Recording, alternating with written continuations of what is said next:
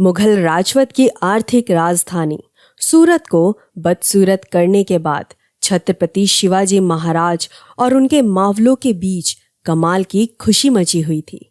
मराठा साम्राज्य के बढ़ते कदम रोकने की कोशिश करने वाले दुश्मन भी अपने साथ कफन लेकर आते थे।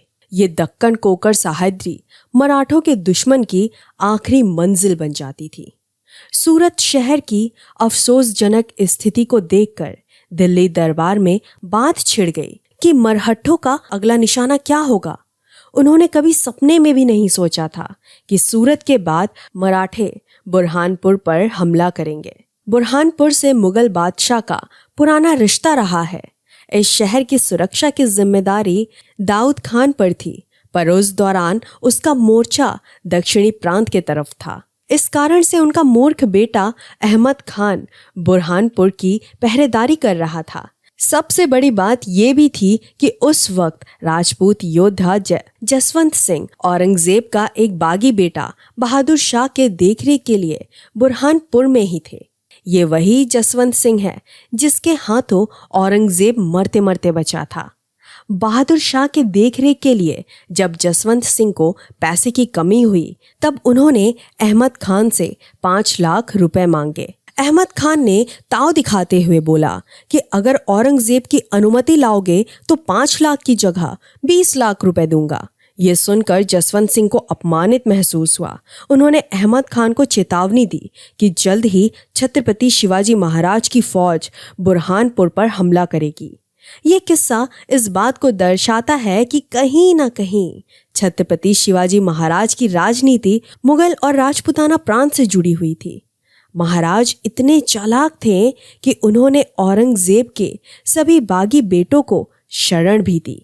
जसवंत सिंह जिस बहादुर शाह को संभाल रहे थे, वो आगे चलकर मुगल बादशाह तो बन गया, पर औरंगजेब के जीते जी इसने छत्रपति शिवाजी महाराज के इशारों पर एक सेना भी खड़ी की थी।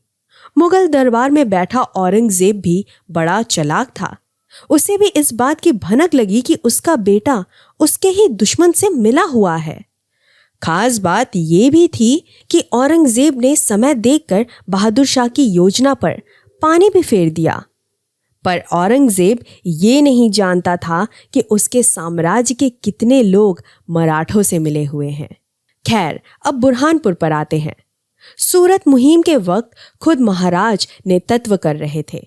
सूरत शहर से मिला हुआ धन का इस्तेमाल मावलों के लिए हुआ।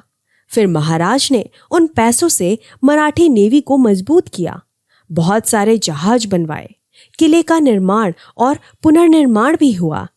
पर मराठे यहाँ रुकने वाले नहीं थे। महाराज के 2 निष्ठावान योद्धा मोरोपंत और सरनोबत प्रतापराव गुजर को मुगलिया सल्तनत का उत्तरी प्रांत पर आक्रमण करने की तीव्र इच्छा हुई। खास रूप से सरसेनापति प्रतापराव गुजर पहले मराठा थे जिन्होंने उत्तर दिशा में जाकर मुगल इलाके में सालाना चौथ लागू किया।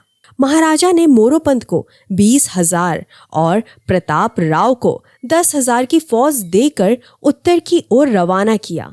बुरहानपुर और उसका निचला भाग खानदेश प्रांत में आता है।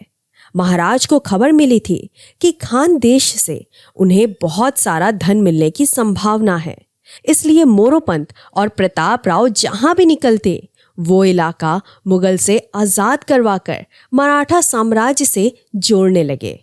पर यहाँ इस बात का जिक्र करना जरूरी है कि प्रतापराव गुजर द्वारा लागू किया गया कर कितना होता था। खानदेश के सभी रहवासी मुगल को कर देते थे।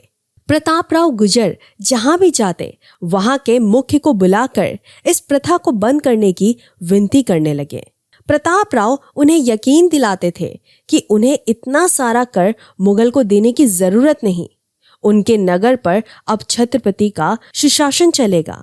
इसके बदले मुगल को देने वाले कर का सिर्फ 1/4 हिस्सा छत्रपति को देना पड़ेगा।